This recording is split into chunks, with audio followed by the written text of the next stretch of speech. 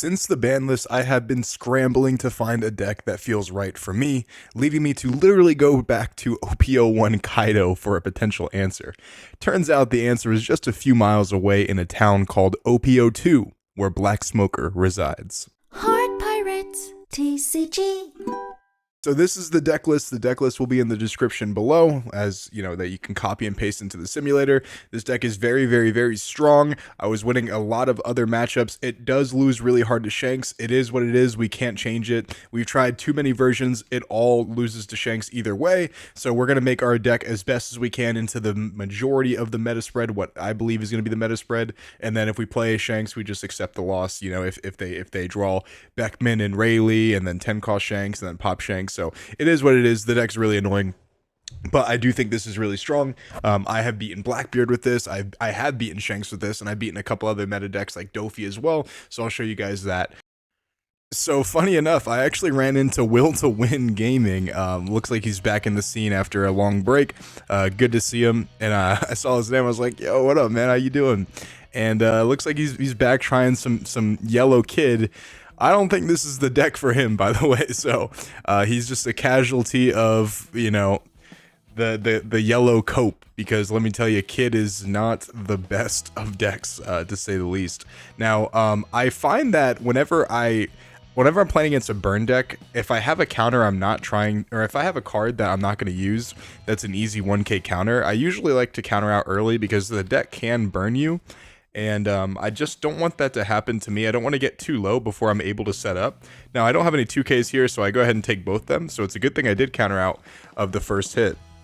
But Tashiki does help a lot in this matchup because you can just trash their guys, and makes it a lot easier to be able to control the game because they don't have any, you know, they can't really activate any blockers. Now, I did decide to go 5 here instead of 7 because I knew he was going to more than likely take the life anyway, but I wanted to use the Sengoku to filter my hand because I have 2 dead cards I'm likely not going to play anymore, and luckily I did because I drew into multiple counters, which is great. So I'm able to stay a little bit more healthy now, discard the Sengoku, and then he plays Robin. Like I said, he's just burning life really hard, and it's really scary, and that's kind of what this deck does. But with Kuzan being able to stick to the board, it does help a lot. And I said, a lot has changed, old man, LOL. yeah, a lot has changed since he's been on Whitebeard. For those of you guys who don't know, Will to Win was like a really, really, really good player back in the old day. And he said, I should be playing Whitebeard. I don't know what yellow is anymore. Yeah, this guy was like the godfather of Whitebeard, basically. So he was one of the best players in this game for the first couple sets for sure. And it's just good to see that he's back. It's good to see he's back because he can definitely be a menace if he practices. Now, what I decided to do here is I wanted to like be a little bit defensive and then also save some bodies, I believe.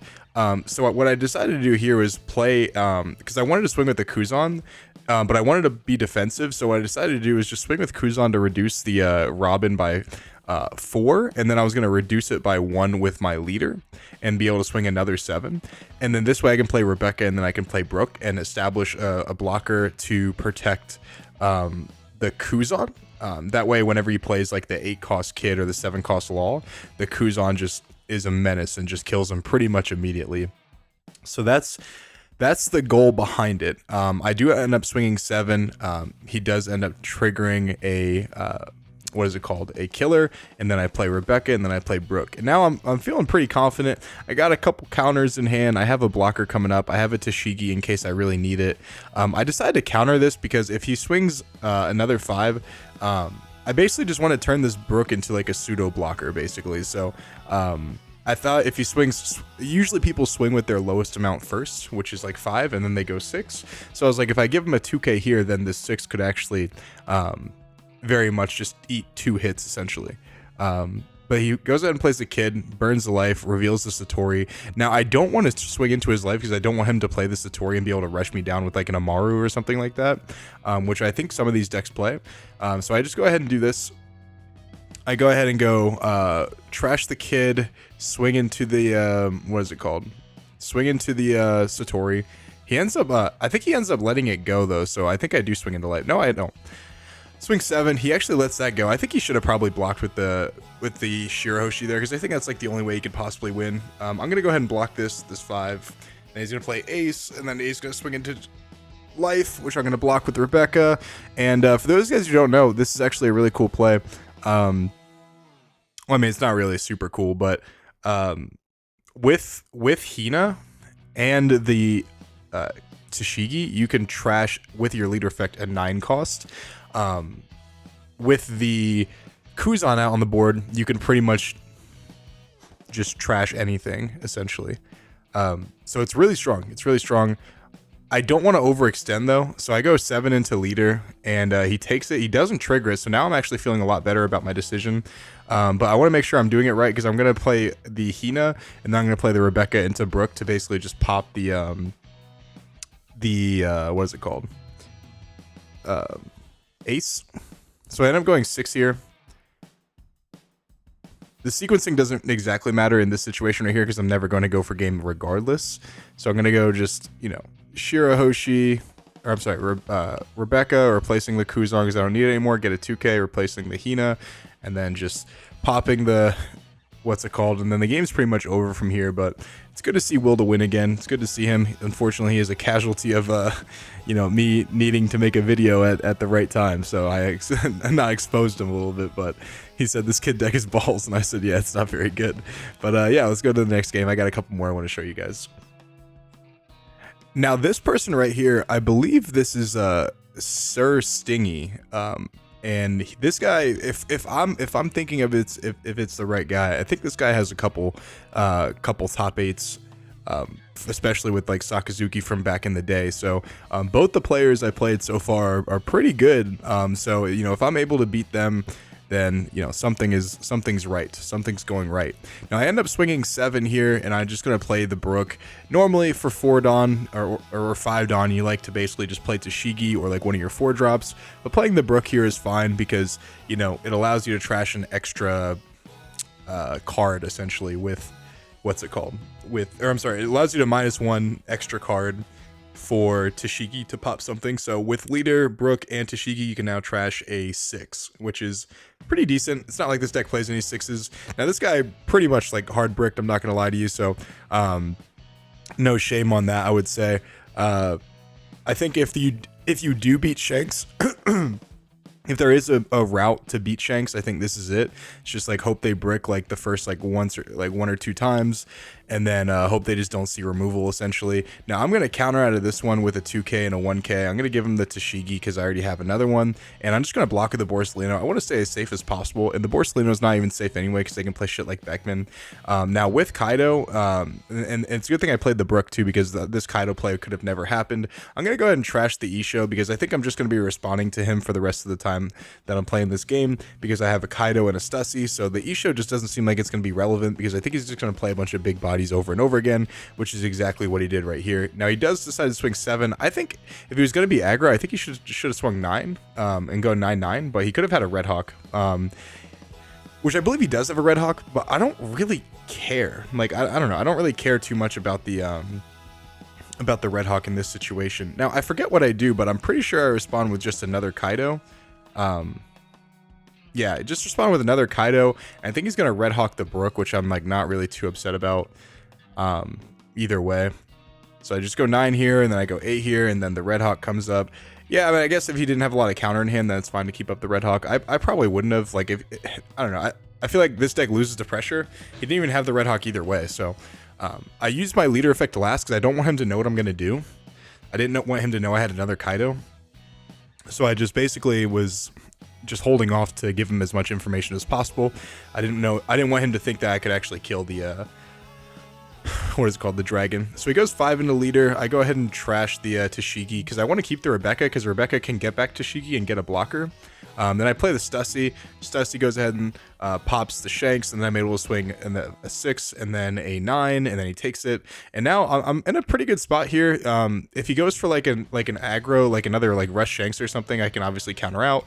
If he doesn't go for that, then I'm pretty much safe regardless. He's gonna go 8 into the Kaido. The Kaido dies, which isn't really too big of a deal, honestly.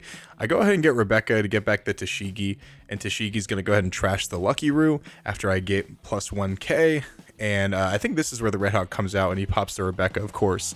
But with him having nothing on the board, it's pretty easy for me to just kind of hover at 2 life and just keep controlling his board from that point on. Shanks is a pretty inconsistent deck, to say the least. So I don't think this deck can see a bunch of top end consistently. So unlike Smoker, where we can draw into ours with Isho, because we can search it with brand new, and then also Tashigi. I'm sorry, not Tashigi, but Sengoku helps us, filter our hand out, and we're able to draw it that way. Also, Rebecca is able to recycle Tashigi's as well, and we can partner that with Kuzan and Hina, and we can basically always trash like an 8 or a 9 cost with leader effects. So. And a 10 cost with Brook. So for 10 Dawn, we can put a Dawn on our leader. We can swing with Brook and minus something by 2. And then we can, with Hina or Kuzan plus Tashigi, minus something by another 8. So we can pop a 10. So the Stussy does go down. I'm going to go ahead and counter with the Rebecca. And I'm basically just going to go like, I believe I'm just going to go like Rebecca. I forget what I'm going to do here, actually, funny enough.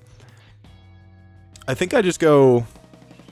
Yeah, I swing 6 with Rebecca, or with Tashigi counters, and I think I swing another 6. I was just going to go Rebecca. I was going to just go, if he countered out of that, I was going to go Rebecca, what is it called? Borsellino, and then just pass. But he decided to take this, so I was like, okay, I might as well just, I might as well just end the game right there, and then he decides to quit.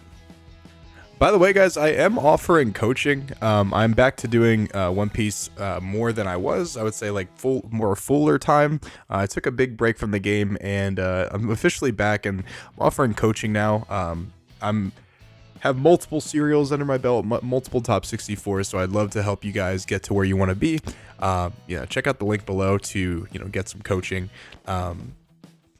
Helps the channel out, also helps me out, and then of course helps you out. Getting your first prize card feels pretty exhilarating, to say the least. When I first got my first serial on Crocodile back in set 4, I was in awe in disbelief. I was like, I actually won this, and it was an incredible experience. But this matchup is against RP Luffy. Now, I don't ever mind using like a 2k like Suru to get rid of stuff against RP Luffy, because that's how the deck starts to win. It just starts to compile like bodies that you can't really get rid of, and they're just always like constantly pressuring you for, a bunch of hits that you can't really get out of. So using a 2k is basically, using a 2k to get rid of an 8k is basically like saving you 2k, because to get out of an 8k, you have to give them 2 2ks either way. I decided to take the 8, and I decided to block the 9. Like I said, man, these blockers, they're recyclable with the Rebecca, so if they get a block off, that's totally fine. As long as I stay healthy, I think I'm okay with it. I go ahead and play a Stussy to answer the dragon. Usually I like to save Stussy for like the 10 costs that are harder to get rid of, but it is what it is. He decides to play the Rush Luffy. I think he swings into life. I don't know if that's a... I don't remember. No, he swings into... Okay. He swings into that, which is fine. Now, this is a cool play that I realized when I was playing this matchup, guys, is that on 9 Dawn, Rebecca plus Hina into...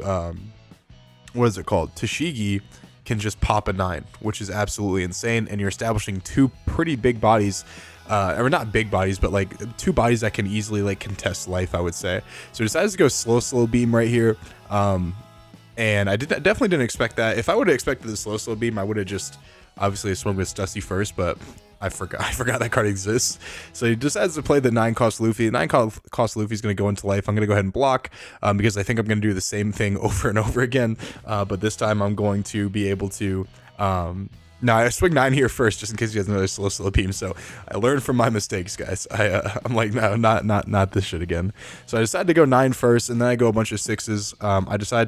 I actually forgot that I had an extra Dawn or an extra 2 Dawn because I didn't use Rebecca, and then I also had 1 extra Dawn for turn. So I did that a little bit out of sequence for sure. Usually you want to save that to the end. But yeah, I'm a little bit of a goofball. So as you can see, my board here is absolutely incredibly menacing, though. So nothing he does here is going to be able to help him survive. If he clears my board, he's just keeping me healthy in terms of life. If he doesn't clear my board, then he's just going to die either way. So I'm in a pretty good spot here. I think I just go a bunch of 6s across the board. I'm at I think I have to end the game here though, because if he does go like 9 and then gear 5, then I think I actually do lose, funny enough. But I think I was fine either way, because like if he had gear 5, then he would have had one dead card in hand. I think I just go 13 here, and then I'm just gonna go double 6, but that's the game right there. And let me go to the recap for you guys. Alright guys, just to recap, I do think that Black Smoker's a legitimately good deck in this format.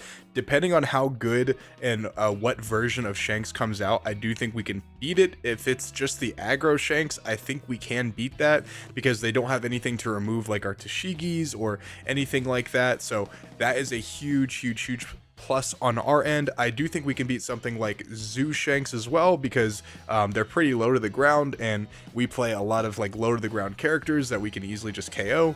Obviously Stussy and Kaido aren't going to be as good here, but like things like Tashigi can pop like the 3 cost chopper like on curve pretty much. So there's definitely some viability there in terms of matchups. I beat a lot of different matchups across the board, and like I said, RP Luffy, I beat Shanks, I beat Yellow Kid, and all of them pretty good pilots. Obviously a couple, a bunch of serials between the first 2 people, and then obviously I don't know who the third guy is playing RP Luffy, but the deck is good. The deck is straight up good, and maybe there's some improvements to be made. I'm not entirely sure, but for right now, it's either between Smoker or RP Luffy for me for the decks I'm going to be playing in like regionals coming up so far. And I think it's a really strong deck. So let me know what you guys think, and I'll see you guys.